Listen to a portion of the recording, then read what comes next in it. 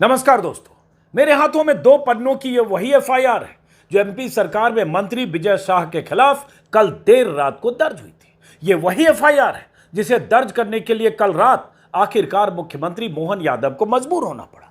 ये वही एफआईआर है जो एमपी हाईकोर्ट के हंटर के बाद कर्नल सोफिया कुरैशी के खिलाफ आपत्तिजनक, अपमानजनक और बेहूदे बयान के लिए मंत्री विजय शाह के खिलाफ दर्ज हुई है। और हां, सबसे बड़ी बात, ये वही एफआईआर है जिस पर हाईकोर्ट की उसी बेंच ने आज सवाल उठाए हैं, जिसके निर्देश पर यह एफआईआर कल रात को दर्ज हुई थी।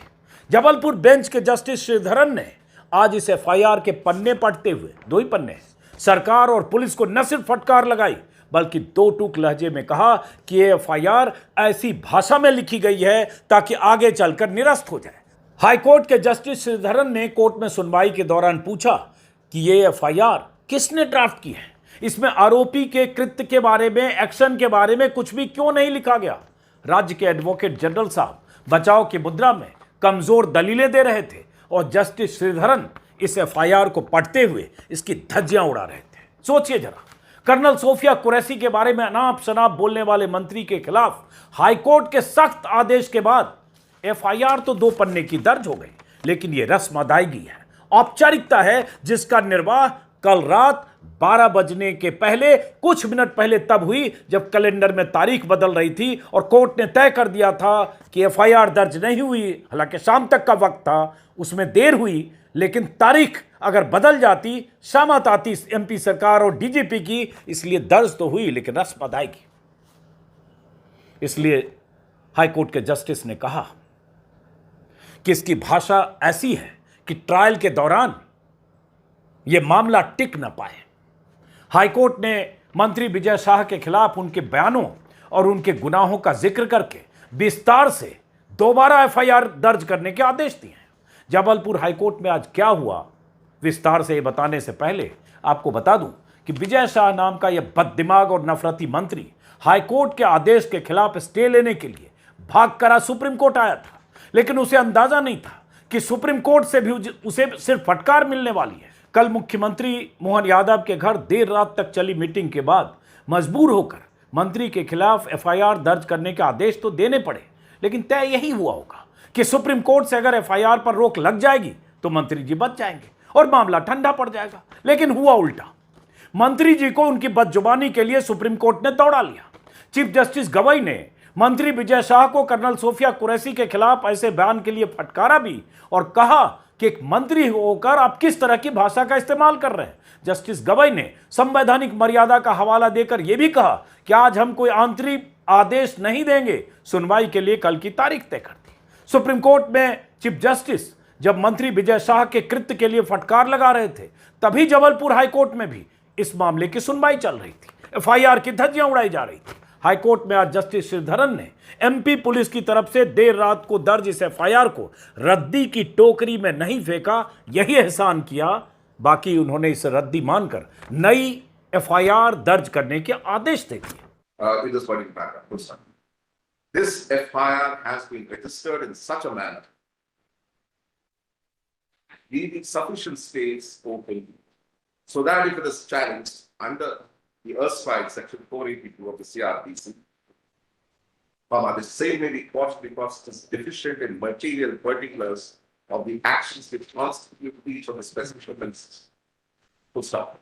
However, in order to ensure that the said subterfuge does not take place, this court directs that the entire order of 14/5/2025 shall be read as a part of paragraph 12 of the FIR for all judicial and quasi-judicial and investigative processes. High court के justice ने इस FIR को पढ़ते हुए कहा कि जिस तरह से इस एफआईआर में एक्यूज के एक्शन के बारे में कोई जिक्र नहीं है, उसने क्या किया, क्या गुनाह किया, क्या बोला, इसका कोई जिक्र नहीं है, जबकि एफआईआर में यह दर्ज होना जरूरी है। और ये इस तरह से एफआईआर दर्ज हुई है ताकि यदि सीआरपीसी की धारा 482 के तहत कोई चुनौती दे तो इसे खारिज किया जा सके, क्योंकि इसमें एक्यूज का एक्शन नहीं है। अब इस एफआईआर में क्या है, ये एफआईआर दर्ज हुई है जो इस पन्ने पर, पहले पन्ने पर है, इसमें लिखा हुआ इंफॉर्मेशन रिसीव्ड, थाना में जहां सूचना प्राप्त हुई 7:55 पर 14 तारीख को, यह मानपुर थाना में।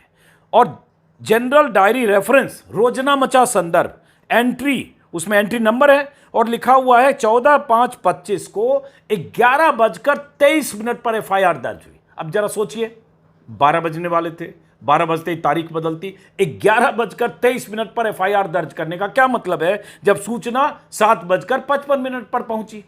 और कोर्ट ने पहले ही कह दिया था, हाई कोर्ट ने, कि 6 बजे तक, यानी सुनवाई खत्म होने के 4 घंटे के भीतर एफआईआर दर्ज कीजिए। तो 4 घंटे के बाद 7:55 पर सूचना पहुंचना और 11:23 पर मामला दर्ज करना। सुबह के वीडियो में मैंने आपको बताया था कि सब कुछ तैयार था मानपुर थाने में, एफआईआर का ड्राफ्ट तैयार था, जो कंप्यूटर फाइल होती सब बनी थी, सब रेडी था, लेकिन इंतजार हो रहा था क्लियरेंस का, मुख्यमंत्री के यहां से, मोहन यादव के यहां से, जो शायद कल बेंगलुरु में थे। वो पहुंचे, फिर घर पर उन्होंने बीजेपी के स्टेट प्रेसिडेंट और संगठन महासचिव के साथ बैठक की, माथापच्ची की, कोई रास्ता निकाला, कोई जुगत निकाला होगा कि कैसे इस मंत्री को इस्तीफा न देना पड़े, कैसे एफआईआर से बचा जाए। तो फिर हुआ होगा कि नहीं, देर रात को एफआईआर करो और सुबह सुप्रीम कोर्ट पहुंचो, इस्तीफा लेने की जरूरत नहीं है, कुछ ऐसा ही हुआ होगा। और जब मुख्यमंत्री के यहां से क्लियरेंस आया, उस क्लियरेंस के बाद 11:23 पर यह एफआईआर दर्ज हुई। लेकिन एफआईआर में ऐतराज जो जस्टिस श्रीधरन ने जताया, इसमें जैसे लिखा हुआ है, फर्स्ट इंफॉर्मेशन कंटेंट, प्रथम सूचना तथ्य, मैं थाना मानपुर के उप निरीक्षक के पद पर पदस्थ हूं। 12/5 को थाना मानपुर के ग्राम रायकुंडा में हलमा कार्यक्रम का आयोजन था। उस कार्यक्रम विजय शाह द्वारा आम सभा को संबोधित किया गया। उनके संबोधन के कुछ अंश इलेक्ट्रॉनिक और सोशल मीडिया में वायरल हुए। मीडिया में प्रकाशित उक्त संबोधन का माननीय उच्च न्यायालय जबलपुर द्वारा स्वमेव संज्ञान लेते हुए, और जो जो कहा गया वो उसमें एक पैराग्राफ लिखा हो, यह भी जस्टिस श्रीधरन ने अपनी अदालत में पढ़ के सुना और इसी पर एतराज किया। तो जस्टिस के सख्त आदेश के बाद एफआईआर ऐसी दर्ज हुई जिसमें लीपापोती है, जिसमें उसके बयान का जो इंपैक्ट है, उसके बयान की व्याख्या जिस ढंग से कल जस्टिस ने की, श्रीधरन ने, उसका जिक्र नहीं है। यही वो कह रहे थे। सुनिए छोटा सा टुकड़ा कि उन्होंने ऑर्डर लिखवाते वक्त क्या कहा। In view of the nature of the case and the manner in which the FIR has been registered, which does not inspire confidence of the court that if the case is not duly monitored, the police would investigate fairly in the interest of justice in accordance with law. Also, under the circumstances, the court feels compelled to ensure that it monitors the investigation without interfering in the independence of the investigating agency, but only to the extent of monitoring that it acts fairly in accordance with law, without being influenced by any extraneous pressures or directions. Full stop. This case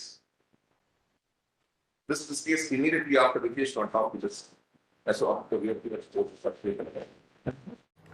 high court ने साफ साफ कहा कि जिस तरह से FIR दर्ज हुई है उससे कोर्ट को भरोसा नहीं है। अगर केस को ठीक से मॉनिटर नहीं किया गया तो पुलिस इसकी जांच ठीक से नहीं करेगी, इसलिए इस मामले को मॉनिटर करेगा कोर्ट ताकि जांच कानूनी दायरे में हो सके। और यहीं से मंत्री की तो समझिए बहुत बड़ी मुसीबत शुरू हुई है। यह अलग बात है कि अभी बीजेपी को तय करना है कि इतना कुछ होने के बाद, हाईकोर्ट से ऑर्डर होने के बाद, एफआईआर दर्ज होने के बाद, उस एफआईआर पर फिर हाईकोर्ट की तरफ से धज्जियां उड़ाए जाने के बाद, सुप्रीम कोर्ट से राहत न मिलने के बाद वो मंत्री कुर्सी पर बैठा है और दूसरी तरफ प्रधानमंत्री मोदी जी की पार्टी के लोग तिरंगा यात्रा लेकर निकल पड़े हैं।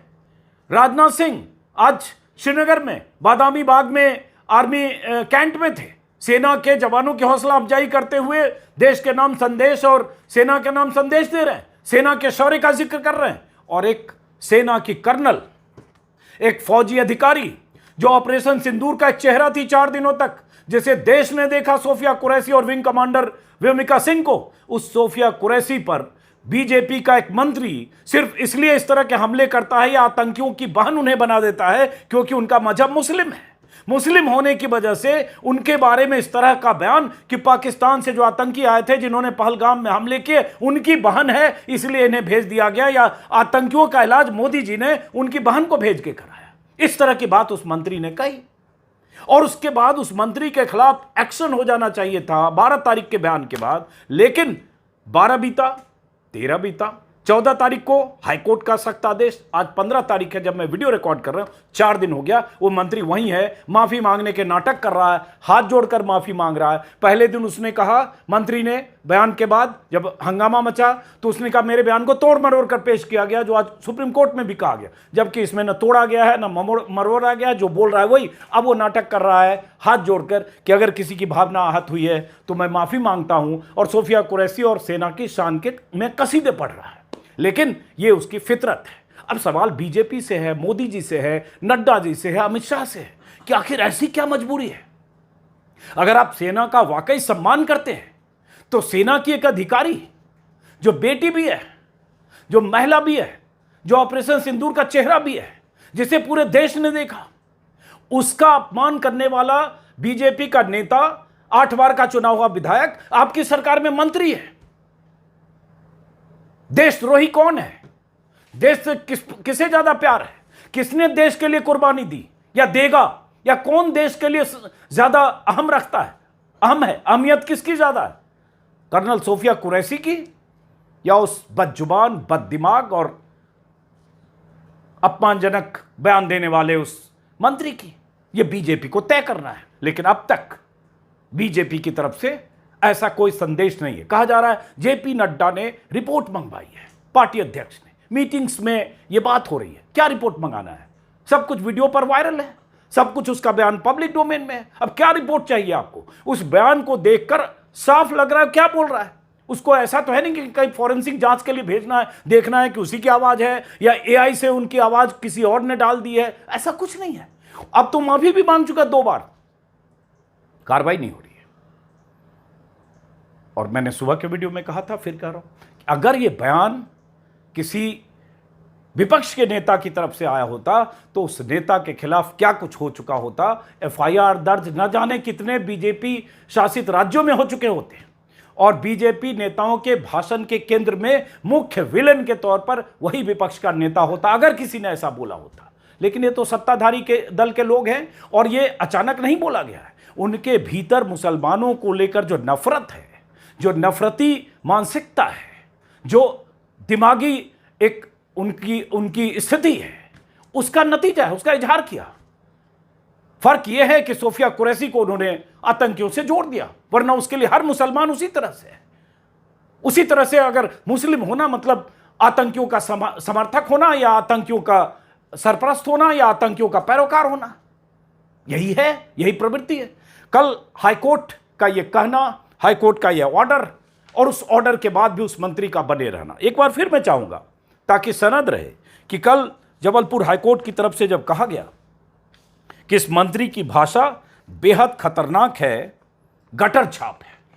कल हाईकोर्ट के जस्टिस ने कहा था साफ साफ कि आप अभी रजिस्टर्ड कीजिए पूरे मामले को, और जब एडवोकेट जनरल की तरफ से वक्त मांगा गया तो उन्होंने कहा पता नहीं मैं कल रहूं या न रहूं, आज ही रजिस्टर होगा। और इस सख्ती के बाद यह दर्ज हुआ। बहरहाल अभी भी इंतजार कर रहे हैं हम, सुप्रीम कोर्ट से फटकार, हाई कोर्ट में एफआईआर को लेकर जबरदस्त नाराजगी, आज फिर हाई कोर्ट को की तरफ से एफआईआर का खारिज किया जाना, और अब उस मंत्री का क्या होता है। हालांकि जैसी संगीन धाराओं में यह मामला दर्ज हुआ है उसमें 7 साल से लेकर उम्र कैद तक की सजा का प्रावधान है। वीडियो में सब कुछ कही गई बातें सबूत के तौर पर सामने है। मतलब अगर ट्रायल ठीक से हो, पुलिस इसमें चार्जशीट करने में, जांच में दाएं बाएं बेईमानी नहीं करे तो सजा होना तय है। तो ऐसे मामलों में तो एफआईआर के बाद ऐसे भी मंत्री का इस्तीफा ले लिया जाना चाहिए। इतनी संगीन धाराओं में एक फौजी बेटी या फौजी अधिकारी के खिलाफ, भारतीय सेना की कर्नल के खिलाफ बयान देकर को कुर्सी पर टिका कैसे है, जबकि सुप्रीम कोर्ट से लेकर हाई कोर्ट से उसे कहीं राहत मिल रही है। फिलहाल इंतजार करते हैं। नमस्कार।